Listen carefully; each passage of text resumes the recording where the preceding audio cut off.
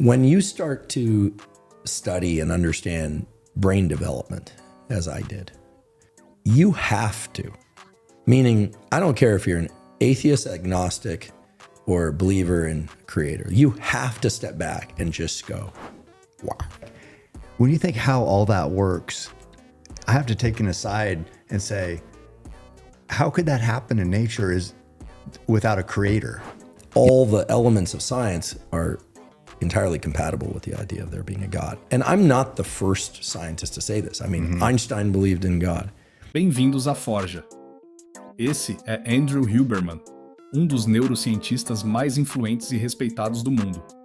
Neste trecho, ele compartilha como sua fé em Deus e a prática da oração transformaram sua vida, trazendo uma perspectiva que vai além da ciência. Prepare-se, acomode-se e venha comigo acompanhar esta conversa fascinante. When you're talking about the brain and all the, I mean, you mentioned it last night, and this had me thinking. It's like, when you think how all that works, I have to take an aside and say, how could that happen in nature without a creator?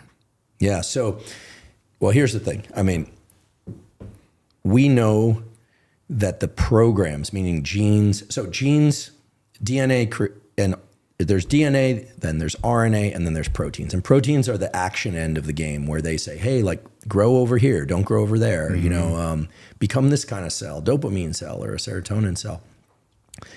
We know that those mechanisms are incredibly well conserved from mice to humans. Now, certain things happen in the human brain that you don't see in other species, like the elaboration of the parts of the brain that are involved in context and planning, especially. But the memory systems, the ones that control hormones, breathing, heart rate, they're very similar. Not exactly the same, but very similar. Okay. When you start to study and understand brain development, as I did, or neuroplasticity, or dopamine, you have to, meaning I don't care if you're an atheist, agnostic, or believer in creator, you have to step back and just go, wow. Wow. Now, then, of course, there's this difference among scientists as to who believes in God, who doesn't. I'll just go on record. I'm very comfortable saying it. I believe in God. I do. I think there are many things that science can explain. There are certain things science can't explain. But I'll even go a step further, which is that all the elements of science are entirely compatible with the idea of there being a God. And I'm not the first scientist to say this. I mean, Einstein believed in God. Carl Jung, one of the greatest psychologists ever, clearly believed in God. There are many atheist scientists. There are agnostic scientists who are just kind of like unsure, right? And, you know, for me, I'm in absolute awe of biology.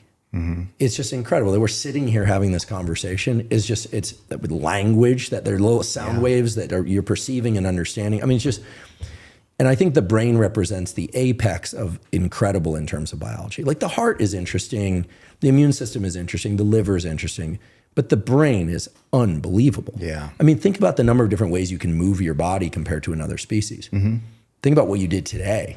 Think about what I was attempting to do today, right? Yeah. Spectacular. Think about technology, these lights, the, you know, Tesla cars, spaceships. I mean, the internet, I mean, unbelievable. And yet, oh, so real. Yeah. So, you know, I mean, we could talk a bit about how well, I'll just say this. Secretly, I've always prayed. I grew up in a split religion home. My family's like the UN. We've got people from Guatemala, Denmark, Argentina, New York. Like all the different political battles are in my family. Super left, super right, libertarians, lefties to the, you know, it's crazy. Thanksgivings can be difficult. Yeah. But I'll say this, you know, I absolutely pray. I absolutely love that the idea, but also what for me is really a deep belief, which is that we can't control everything. We're not in as much control as we think we are. And that the magnificence of biology and the magnificence of nature is, it's impossible for me to conceive how that could come about any other way. It just is. Now, Yeah, I mean, I think that, full stop. Who do you pray to?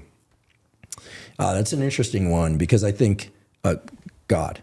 Mm-hmm. Yeah, so I absolutely do. I've actually started reading the Bible recently, start to finish. I feel like it's my duty to like learn and in some sense compare Old and New Testament.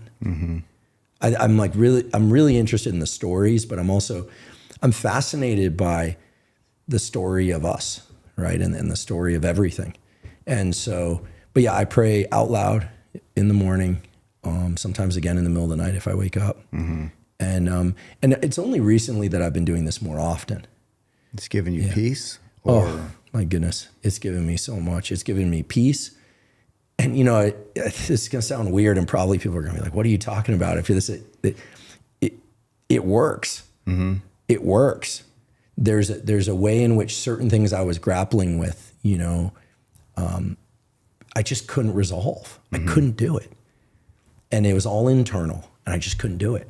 How were you trying to resolve these things? Like have an answer? Yeah, discipline myself. I mean, it wasn't like I was super, undisciplined. I mean, obviously I have a lot of self-discipline, but I always pray, I want to remove my defects of character. I always wanted to have a deeper relationship to God. I always wanted that. And I kind of was like, why don't I have that? Well, duh. That's like saying, I want to be fit. Why I'm not fit? Well, because you're not running, you're not lifting, you're not doing the things. It was like, and it was a couple of different people that kept showing up in my life and they were doing it. And it was like, well, pray. And, I've learned, and I certainly try and do this, that a lot of prayer is about listening. And a lot of prayer is about you ask for things or listen for things. And then an hour later, 2 days later, you go, wait. Like it doesn't happen in the moment necessarily, just like fitness. I don't want to compare fitness. I don't want to trivialize prayer by comparing to fitness, but there's some parallels that are relevant. It's consistent work. Yeah, it's consistent work. And then all of a sudden, like things come up and you're like, oh my goodness, I can't believe it. That makes so much sense. Andrew faz uma comparação muito interessante entre a oração e os exercícios físicos. Assim como não desenvolvemos força treinando apenas uma vez, também não construímos um relacionamento com Deus de forma ocasional. É na constância que ambos produzem seus frutos.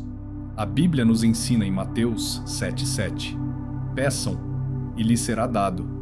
Busquem, e encontrarão. Batam, e a porta lhes será aberta.